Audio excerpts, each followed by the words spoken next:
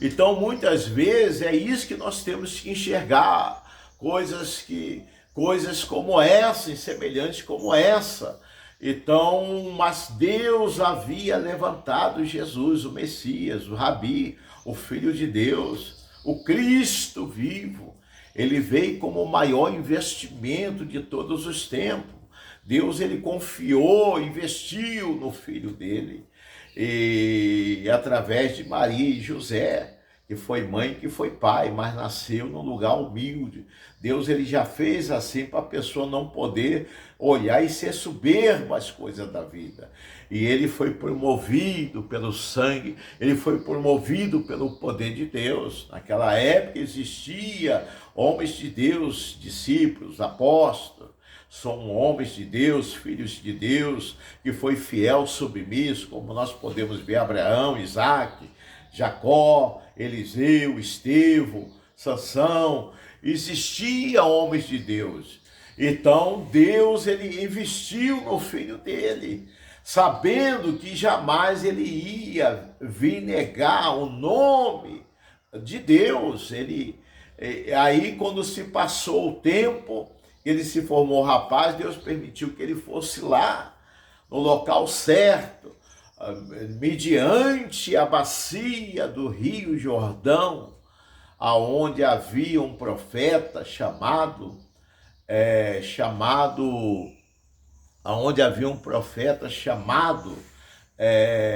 que batizava, chamado João Batista.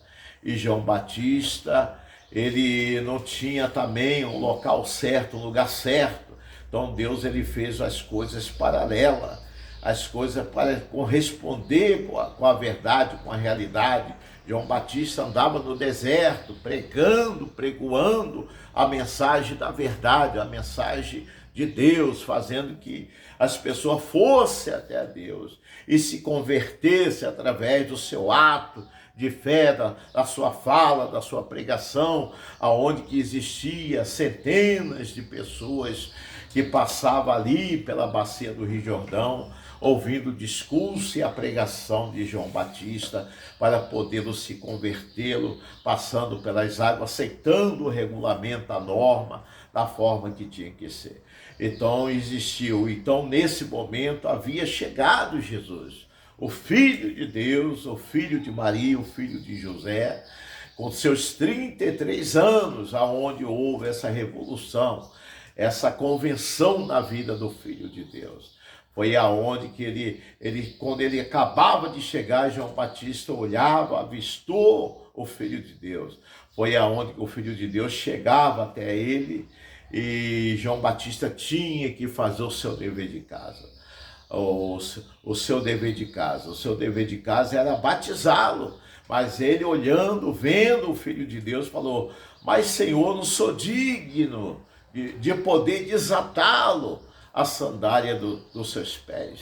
Então existia essa questão aí. João Batista achava que ele não era digno de poder desatar a sandália dos pés do Filho de Deus, mas tinha que ser o João Batista, o profeta, o homem de Deus, como Deus havia levantado para batizá-lo, centenas de pessoas, onde havia convenção, ali naquele local, naquele lugar, na bacia do Rio Jordão, pessoas que chegavam e João Batista batizava em nome de Deus. Então era feito essa aliança diante o reino, diante a justiça de Deus, aonde a pessoa vinha renunciá-lo, e deixou isso, está escrito na Bíblia, está marcado. Aquilo que Deus fez, ele fez com a máxima perfeição, para que nós não viesse se enganá-lo, se perdê-lo no meio disso tudo, ficar enganado, perdido, para que nós não venhamos ser lançados no fogo eterno e consumidor, junto com esse principado que jamais vai se apagar. Então, nós fazendo essa escolha, a gente estamos fazendo uma escolha certa, mas logo em seguida, Jesus, assim que ele foi batizado pelo João Batista, descia sobre Jesus uma pomba, que representava o símbolo do Espírito Santo de Deus. Imediatamente após o batismo, Jesus ele pegou seu caminho, ele teve que subir até o monte, afastar daquela cidade, daquela multidão, daquela população que convivia ali, milhões e milhares de pessoas, porque na cidade de Israel existia ainda uma escolha, a promessa de Deus e escolha de salvação. De Jesus ainda tinha que vir passar por muita coisa, muita prova de perseguições, de luta, são coisas absurdas. Então, em si, Jesus, se ele não fizesse dessa forma, desse jeito, não fosse agir, buscar o reino, se colocando, subindo até o monte para poder se colocá-lo de joelhos, ele não ia conseguir vencer a tentação do diabo. Ele não ia conseguir chegar onde ele chegou, fazer o que ele fez. Mas logo após que Jesus estava ali se colocando de joelhos, depois disso tudo ter acontecido, Jesus se colocou de joelhos. E a Bíblia fala que ele ficou 40 dias, 40 noites, sem comer, sem beber, cansado, desfalecido. Ele tinha fome, ele passou a ter sede, passou a ter fome, mas ele tinha que vencer essa tentação. Não foi nada fácil. Então foi aonde o diabo, ele olhou, ele viu e ele se manifestou ali em forma de anjo de luz, propondo, jogando dentro dos conhecimentos da verdade, os conhecimentos de Deus, da Bíblia. E ele falava, você é filho de Deus, e você sendo filho de Deus, você tem fome e você tem sede. E o povo também dessa cidade tem fome e sede. Você pode vir matar a fome e a sede, tanto sua como de milhões e milhares de pessoas. Mas Jesus, olhando, vendo, Jesus tinha todo o poder de obedecê-lo. Mas Jesus falou, apartar de mim, maldito, sai de perto de mim, não atentará o seu Deus, não só de pão que o homem viva, mas sim de todas as palavras que prosseguem e que vem a sair da boca de Deus. Então o diabo, ele tentou pela segunda vez, aqui está, filho de Deus, você é filho de Deus, aqui está essa cidade, você pode vir governar essa cidade, você pode ser governo dessa cidade, vir governar essa cidade de ponta a ponta. Mas Jesus, ele pediu que o diabo afastasse deles, saísse de perto dele, para que ele não viesse a tentar. Então o diabo vendo, o diabo resistiu, mas Jesus foi muito mais forte, porque Jesus tinha a visão, ele sabia o momento certo, aquilo que pudesse vir a acontecer mediante a vida dele, aquele momento mais difícil diante a sua pessoa. Mas Jesus, ele resistiu, ele foi resistente. A Bíblia fala, resistirá o diabo, que ele fugirá de vós.